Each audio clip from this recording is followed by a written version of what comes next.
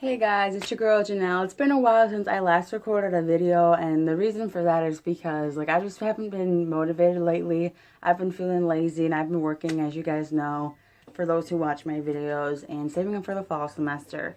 But anyway, this video is going to be about my lower navel piercing, or the inverse belly button piercing. I recently got it and I will show you guys later, but if you want to see my navel piercing, stay tuned for more. As I said, this video is going to be about my lower navel piercing, and pretty much I got it on Saturday, but the thing is I decided to take the stupid route, and I don't recommend doing it at home, but I did it myself. And I know many people are like, that's so stupid, why don't you get it yourself? But the thing is, I don't have that like extra or the legit shelf that you're supposed to get it pierced with. As a professional piercer, I've told me many times before. So I decided to be a dumbass and do it myself. But I didn't just take any old like sewing needle and pierce it through. I actually ordered a kit off of Amazon, which I know isn't the best idea. But it actually came with a lot of stuff that would be considered professional, just that the way that I did it would be considered professional, be more considered stupid and a dumbass, which like I said, I don't recommend doing it at home. But I bought this kit from Amazon, and it comes with gloves, two pairs of gloves, and then it comes with 5 pairs of needles. You can see that they're all 14 gauge sterile needles, and then it comes with tongs. I wish these tongs were metal. And then you can see that it has like the part where you can just pull it out around the metal. But yeah, so this was the kit that I bought off of Amazon for like no more than $10. And it also came with a lot of jewelry. It came with like all these belly rings. You can see that. The only one that didn't come with was the tongue barbell, but there's a reason for that. The reason why I decided to do it myself was, like I said, because the professional piercer wasn't going to do it, because I lack the shelf that technically the skin that is supposed to be there. Like if you get your top navel pierced, you have that shelf there. And so my lower navel piercing, I don't have that shelf. So I decided to just do it myself. I know it's stupid. I've seen so many videos on YouTube, but you shouldn't necessarily just follow the YouTube videos and do it yourself, because there's so many infections and risks that you pose when you do it yourself. And I was really careful about it. Like I said, I had the gloves. I made sure everything was sterile. Even this, like I made sure this was clean. And the jewelry, obviously I didn't touch any of it without these gloves. But that was the only time I'd ever self-pierce myself. I don't think I could ever do it again, because after I did it, I tried to get the jewelry, like the curved barbell in it, and it wasn't working for me. So I used a tongue barbell instead. And so I had that in for a few days. And I know you're not supposed to change your jewelry at all unless like 2 to 4 weeks later, but even then you're not technically supposed to change it for at least 6 months. And it takes anywhere from 4 months to a year to fully heal your lower navel, because it's in a lower spot, so it takes longer to heal. But like I said, I cannot stress enough, do not do it yourself. Go get it done. I was a dumbass. And if you do it yourself, just make sure you're safe about it, and don't use a safety pin, or don't use a sewing needle or a thumbtack. It's just so stupid. If you have the money, just get a kit online. But even then, that's really risky.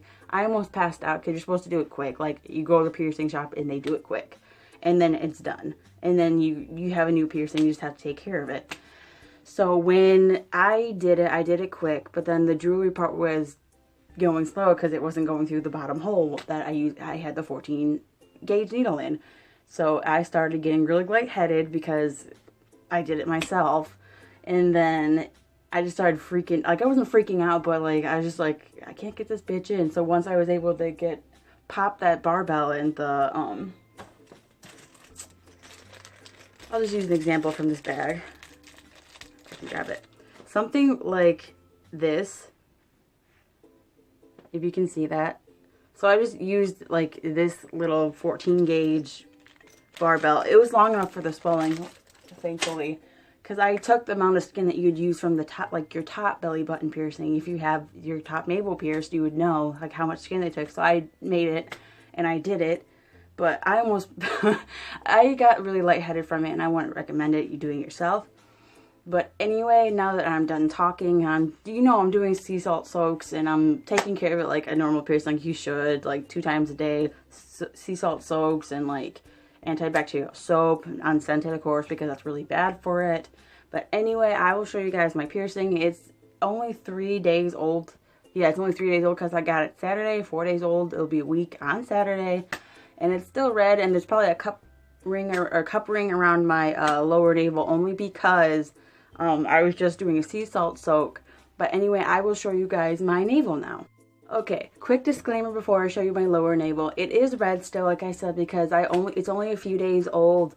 And if you don't like, I'd say, bigger stomachs, I guess, or stretch marks, like whatever, I'm human. If you don't like it, then you might want to stop watching this video. And yes, it's not the most straight thing in the world, but it's not like this either. You'll see in a second. But here's my stomach. If you stand up a little bit more. See, it's kind of red. It's not exactly the most prettiest thing in the world. But when I stand back a little bit, there it is. Coming closer, it's like that. It's not exactly like the ugliest thing in the world, but like I try to make, for some reason, I just want my jewelry to match, and I really, really like it. I'm surprised that I thought it was going to get super, super infected, and like everything would just be destroyed and everything, like skin wise, but it's doing really relatively well, like I said. And it's like, that's my belly, and you're not really supposed to touch it like I did because I'm dumb, but that's my piercings, and I don't think I'm going to do any more like navel piercings, because I just wanted those 2. Like I know people have like the 4, I forgot what they're called, but those piercings are awesome. But I don't think I would do it again, especially not on my own. But for those who do self-pierce, you guys are bomb, because like I don't have the balls to do it. I can't. Like I just can't. Like I almost passed out the one time I did it. And that was the first time and only time I've ever done it. But anyway, like I said, I did it myself. I ordered a kit off of Amazon. I did it Saturday. I've been taking care of it. Sea salt soaks, antibacterial soap. I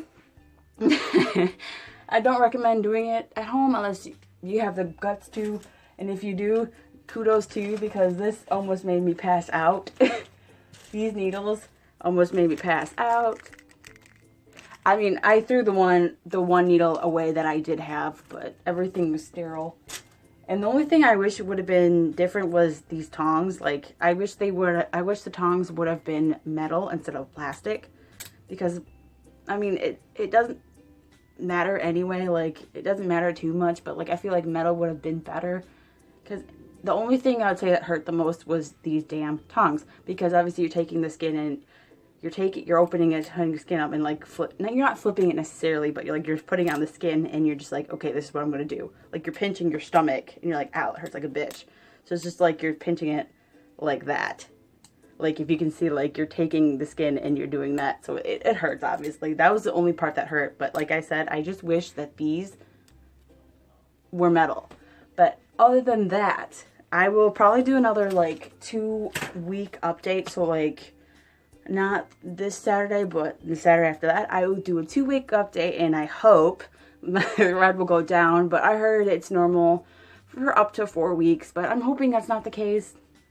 But like no sun tanning, no swimming, unfortunately, even though it's going to be hotter than holy hell this weekend, but whatever, it's fine. I did it to myself. But that's the only time I will ever do like a pierce myself. I didn't record it, because if I would have recorded it, everyone would be like, why are you taking so long? Just get the damn jewelry. But it wouldn't fucking pop.